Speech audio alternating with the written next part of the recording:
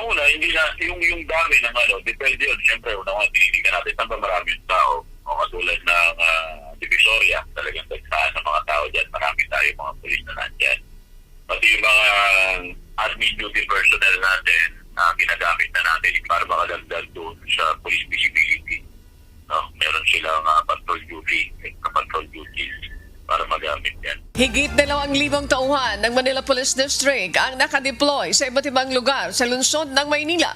Ayon kay MPD spokesperson, Police Major Philip Ines, ito ay para magpatupad ng seguridad ngayong holiday season. Simula pa niya ng December 16 ay nag-heightened alert na ang puwersa ng pulisya sa lungsod na tatagal hanggang January 6 sa susunod na taon. Pangunahing binabantayan ang tinatawag ni Areas of Convergence o mga lugar sa Maynila na matao o kaya naman ay maraming sasakyang dumaraan. Kabilang na dito ang Divisoria Market. Mahigpit nilang pinapaalala sa mga dadayo sa mga matataong lugar na mag-ingat sa mga kawatan o mandurukot.